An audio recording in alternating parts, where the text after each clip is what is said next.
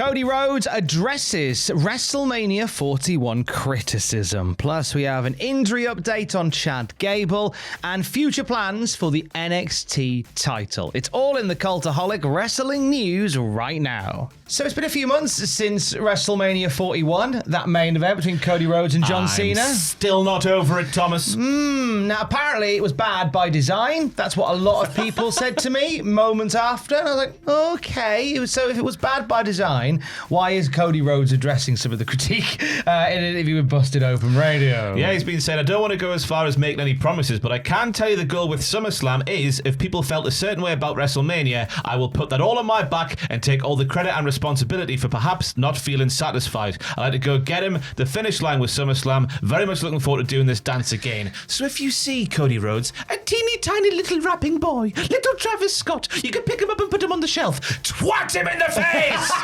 Don't wait, Cody, just go! Kill! Yes! Kill! Oh, yeah! I do think there is something. Cody Rhodes could do the funniest thing imaginable. And if that flipping Neat song hits again, and Travis Scott starts walking down the aisle, Cody should just pick him up on the scruff of his neck and go, yoink! No! Or he pulls a bloody bazooka out his back pocket. Cuts holes in it like Swiss cheese. Like that would just, I mean, he has the chance to do the funniest thing ever and just batter Travis Scott when that happens again. There was a lot of criticism aimed at that WrestleMania 41 main event. And I know I made some sort of aloof comment to it. A few people went, John Cena claimed he was going to ruin wrestling. And by having a really bad main event of WrestleMania, he kind of did. But I mean, it's art for art's sake, one would say. Or it's like really lazy, really bad creative, hiding behind the sort of rationale that he's here to ruin wrestling, which it has been for the largest part. But Night of Champions shoots a hope there, Tom. I really enjoyed the main event of Night of Champions. Yeah, definitely. It was a wild and woolly one, and I think that SummerSlam potentially has a bit like the main event of, I mean, there's this lovely parallel now with WWE and AEW, where both have these big events coming up over the summer period, and the main events are no doubt going to be run-in central. Like that main event with Mox and Hangman is just going to be overstuffed like beef ravioli with incidents and accidents and run-ins and interference and cheap shenanigans and poo-housery. And I think that the SummerSlam main event might be the same as well. Chef Boyardee will be there in Texas, you mark our words. It could go that way. But Cody Rhodes very much addressing it and in very quarterback-like behaviour, going, I'll take the good stuff and I'll take praise for that, but I'll also take responsibility for when it's rubbish. So that's a very quarterback Cody Rhodes comment to make. Yes, Captain. I'll follow your lead, Captain. Yes, Captain. Do you reckon he's going to win the title then? I think he is. This feels like he's going to. I think that this John Cena title reign comes to an end at SummerSlam, and I think and then we start to see a babyface John Cena for that final little stretch, because I don't think John Cena goes out as a heel. No. I think that people are clamouring to cheer for him, even when he's at his worst, people are clamouring to cheer for him. I think that this heeled run ends on night 2 of SummerSlam, and then we get a short little redemption arc for John Cena, then he goes off into the It's already started, Tom, at Night of Champions. He could have used that title belt, but he put it down, didn't he? He knows he's a bad boy with that belt in hand. Much like my father, when I was a young boy, would strap me across the bottom. Well, that's something that maybe you should keep for your therapy session on Thursday. Instead, we will talk about Chad Gable, who on Monday revealed that he is off to go and have a bit of surgery, and he's had a bit of surgery, hasn't he? He has, and he's off his tits basically in this video on Instagram. It's fantastic.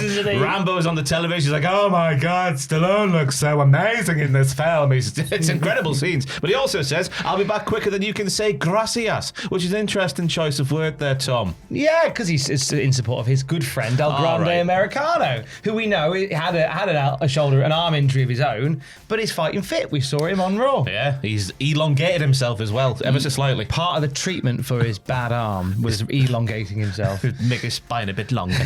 He was written off TV was Chad Gable, though, with that attack at the hands of Penta, and whilst he is keen to come back soon, could be a few months till we see him at full health. I think there's, by the end of the year, I think we get the Battle of the Grande Americanos. Yes. Somehow that happens as Chad Gable returns. A little bit of doing from WrestleMania 9 flavour, I'm predicting. Doing.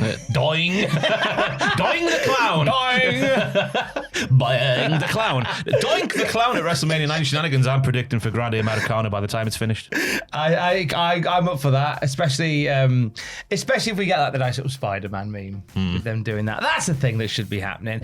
Triple A flavoured news via WWE's signing department. Now, recently WWE have inked deals with Mr. Iguana, with Octagon Jr. and Psycho Clown. Another name to add to that today is La Hiedra. La Hiedra. La Hiedra. Yeah, Fightful Selector saying Fightful Selector's learned the AAA talent La Hiedra. We're going to say that wrong, and we do apologise for that, but you know, we're trying. Has told numerous people that she has to clear upcoming dates with WWE. We have sources within AAA and WWE if they could possibly confirm the signing, but things have been quiet on that front with those shared talent. Sources close to her believe she is under a deal now. Now, this will be the first female signing from AAA for WWE. She's currently one half of the AAA Mixed Tag Champs with Mr. Iguana, which suggests that maybe that belt might be sticking around. I think there were some people that said that with WWE taking over, the AAA Mixed Tag titles might go away. I don't think they will. Bring back the Mixed Match Challenge. Oh! And have La Hiedra and Mr. Iguana win the whole thing. Yeah. Oh, that'd be nice. Losing to the team of Alexa Bliss and Mr. Howdy. Mr. Howdy. Mr. Howdy. Uncle Howdy. Mr. Howdy. Put some respect on his name. Mr. Femi has a new challenger for his NXT championship. Oh, it's going to be such a thick match. That's with two C's there, Tom, because Yoshiki Inamura has got himself the title shot. It seemed a foregone conclusion anyway, because Big Jasper Troy, he's had his go already. He made a mess of his title shot, but there's a number one contenders match last night, and a big splash gets the job done for Yoshiki in his hands, which move like feet, Tom. He's got hands that move like feet. It's incredible. You know how Speedball does the old quick kicks like that? Yeah. He does that with his hands. His hands that move like feet, running along the floor. July the 12th, the Great American Bash, you'll see Inamura facing Obafemi for the NXT title.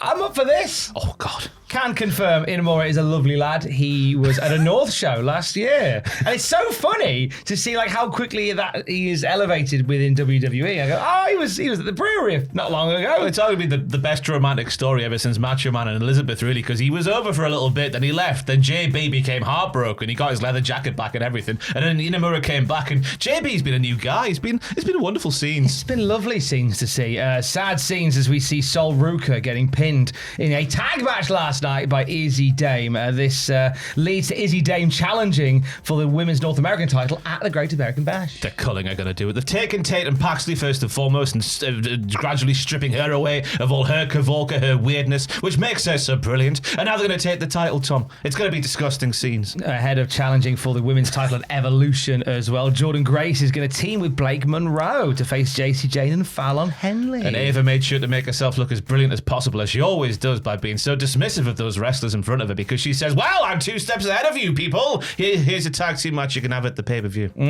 Well, she's the best general manager. She thinks, I don't like her. I'm going to put out there, Tom, I don't like Ava. I don't like her manner. Don't say that. The Rock might be watching. And he doesn't write Cultaholic, right? So we don't have to pass anything through him. He knows people, though. Who? He knows the real Top Gary YouTube.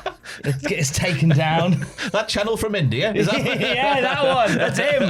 The Rock's running that. He reads all the comments. He's going to be furious. Hey, this is interesting at Great American Bash as well. For the first time ever, the main event of TNA Slammiversary will be made official on a WWE event. I guess you could say Worlds Collide. You could say Worlds Collide, and we did. So Wes Lee was facing Joe Hendry last night, and basically Mike Santana gets involved. Trick Willie, the TNA champion, obviously, is at ringside, and just it's a big smoosh. It all becomes one, and now it's all becoming one even more. That made sense in my head. And so therefore, it's going to lead to the Great American Bash and a signing for the TNA Slammiversary main event, that triple threat match between Mike Santana, Joe Hendry, and Trick Williams.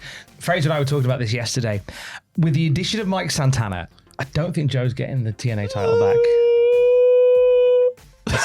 That is exactly how I felt. That is exactly how I felt. I wouldn't mind Big Mike himself getting the title, though, because... I think that's where it's going. Yeah, I think he's become the real heart and soul of TNA. It's either Mike's winning it or WWE have said, no, don't pin Joe Hendry. We want him over here in a bit. That's just me just spouting off. I've got no evidence to suggest this is what's happening. But I would imagine that TNA are probably putting their hands in some place to protect some people who they want to protect. And I think that maybe Mike's either in there, unfortunately, to take the pin off Trick or to pin Trick. Yeah.